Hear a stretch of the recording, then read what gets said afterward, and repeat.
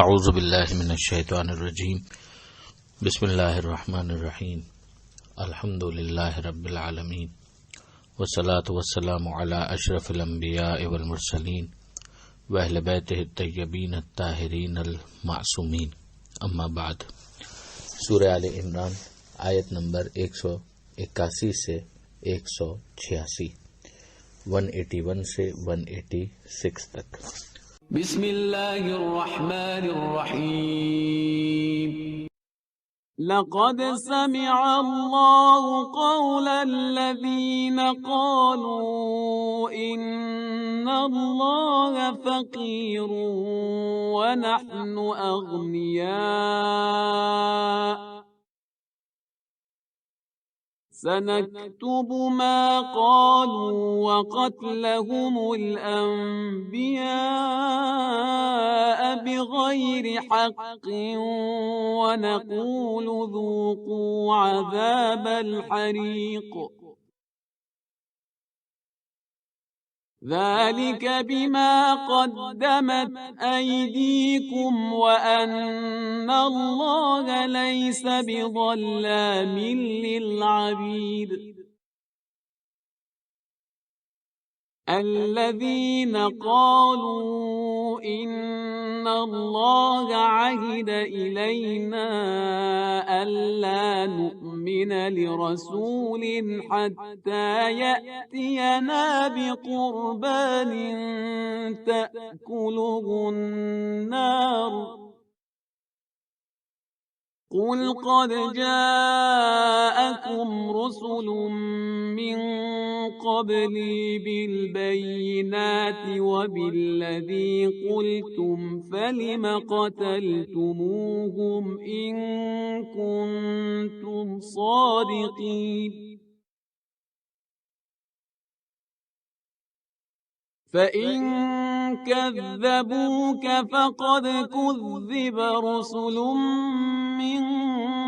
قبلك جاءوا بالبينات والزبر والكتاب المنير كل نفس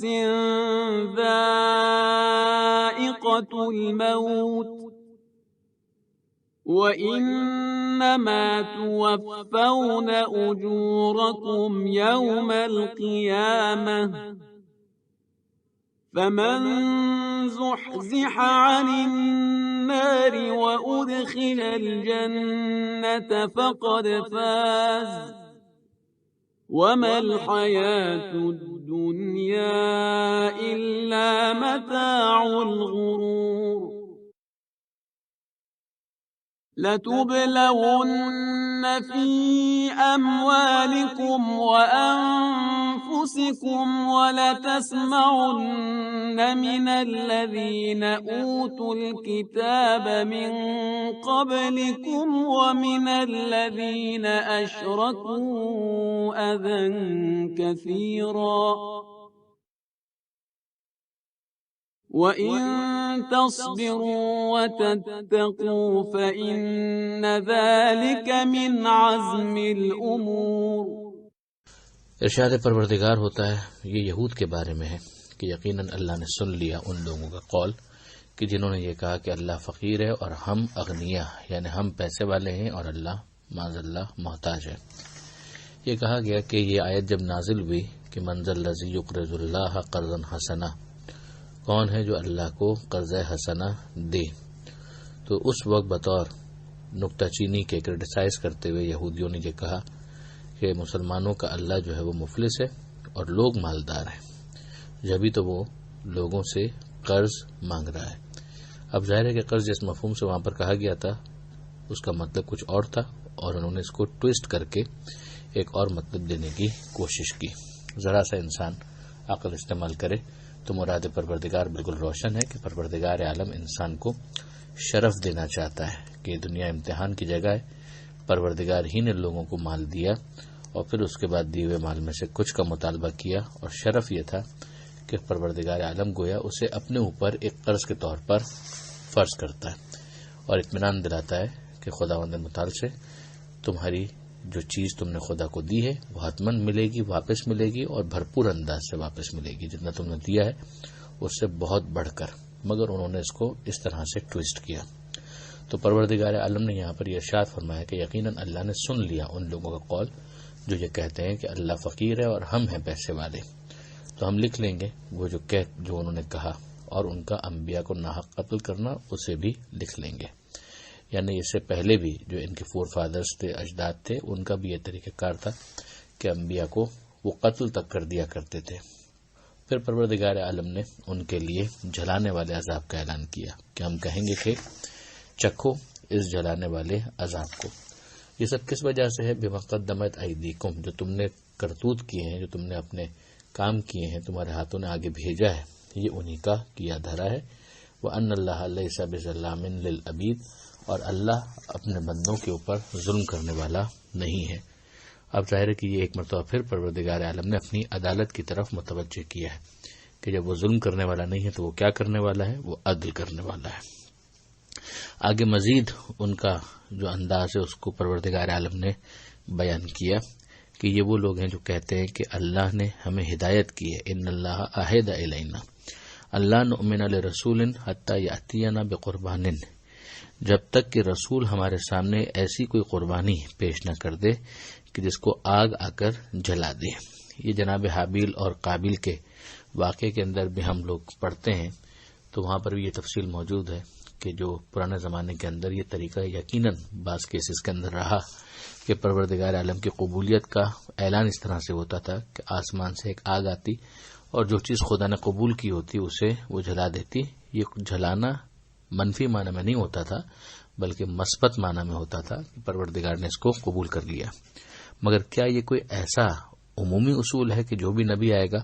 وہ اسی طریقے کا کوئی معجزہ دکھائے گا؟ یہ ظاہر ہے کہ یہودیوں کی طرف سے اپنی بنائی ہوئی ایک فیبریکیٹڈ بات تھی جس کا حقیقت سے کوئی تعلق نہیں تھا۔ تو یہاں پر انہوں نے نہ ماننے کے لیے اس کو خدا کی طرف افترا کیا، پروردگار عالم کی طرف اپنی طرف سے گھڑ کر ایک بات بیان کر دی کہ ہم کو تو یہ ہدایت کی گئی ہے کہ جب تک ایسا کوئی معجزہ نہ آ جائے اس وقت تک ہم قبول نہ کریں۔ تو اے حبیب ان سے کہہ دیجئے قد جاءکم رسول من قبلی، کہ تمہارے پاس میرے رسول آ چکے ہیں، مجھ سے پہلے رسول آ چکے ہیں اور کئی رسول آ چکے ہیں جو معجزات لے کر آئے تھے اور ویسا معجزہ بھی لے کر آئے تھے جو تم کہہ رہے ہو۔ پھر اس کے بعد تم نے ان کو قتل کر دیا۔ کیوں قتل کر دیا؟ جبکہ اگر تم سچے ہو تو تمہیں تو یہ کرنا چاہیے تھا کہ تم ان کی باتوں کو قبول کرتے۔ یہاں پر بھی غور کرنے والی بات یہ ہے کہ جو اجداد کا فعل ہے اس کی نسبت ان لوگوں کی طرف دی گئی جو اس وقت موجود تھے۔ تو آپ غور فرمائیے کہ ان کے اجداد کے ساتھ جو نظریاتی اتحاد تھا اس کی بنا پر ان کو بھی اس میں شمار کیا گیا۔ تو یہ قرآن مجید کا ایک مزاج ہمیں سمجھ میں آتا ہے کہ اگر کوئی قوم کسی کو انڈورس کرتی ہے تو پھر اس قوم کے جرم کے اندر بھی اس کو شریک مانا جاتا ہے۔ اب آگے پروردگار عالم اپنے حبیب کو تسلی دے رہا ہے اور یہ ارشاد فرماتا ہے کہ فَإِن كَذَّبُوكَ، اے حبیب اگر یہ آپ کو جھٹلاتے ہیں، فَقَدْ كُذِّبَ رُسُلٌ مِّن قَبْلِكَ، تو آپ سے پہلے بھی بہت سے رسول ہیں کہ جن کو جھٹلایا گیا۔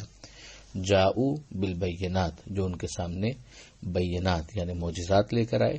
والزبر، کتابیں بھی لے کر آئے، والکتاب المنیر، اور روشن آئین حیات، قانون، دستور، ایک ایسا نوشتہ یا ایسا زبانی بیان کہ جس کے اندر لازمی عمل کی جانے والی ہدایتیں موجود تھیں، وہ سب لے کر آئے، مگر اس کے باوجود ان کو جھٹلا دیا گیا۔ تو اگر آپ کو بھی جھٹلایا جا رہا ہے تو اس میں دل گرفتہ ہونے کی ضرورت نہیں ہے۔ یہ آیت بھی من جملہ ان آیتوں کی ہے کہ جن کو اس ثبوت میں پیش کیا جا سکتا ہے کہ ایسا نہیں ہوتا کہ جب نص صراحت کے ساتھ آ جائے تو اس کے بعد سب قبول کرنے لگتے ہیں، بلکہ نص کے آنے کے بعد بھی انکار کرنے والے انکار کرتے ہیں، جیسا کہ یہاں پر موجود ہے۔ تو اس کے بعد بھی اگر پیغمبر اکرم نے کسی موقع پر نص بیان کر دی ہو، پروردگار عالم کا حکم بیان کر دیا ہو، چاہے وہ امامت کے بارے میں ہو، چاہے وہ کسی اور حوالے سے ہو، اور اس کو قبول نہ کیا جائے، تو یہ نہیں کہا جا سکتا کہ اگر نص ہوتی تو کیسے انکار کیا جا سکتا ہے۔ اگلی آیت میں پروردگار عالم نے ارشاد فرمایا، یہ قرآن کی بہت مشہور آیت ہے جو ایک سے زائد مقامات پر قرآن مجید میں آئی ہے کہ کل نفس ذائقۃ الموت، کہ ہر ذی روح کو موت کا ذائقہ چکھنا ہے، اور تم کو قیامت کے دن پورا اجر مل جائے گا، جو بدلہ ہوگا وہ پورا مل جائے گا، ثواب ہوگا تو ثواب مل جائے گا، عذاب ہوگا تو عذاب مل جائے گا۔ ومن زحزح عن النار وادخل الجنہ فقد فاز،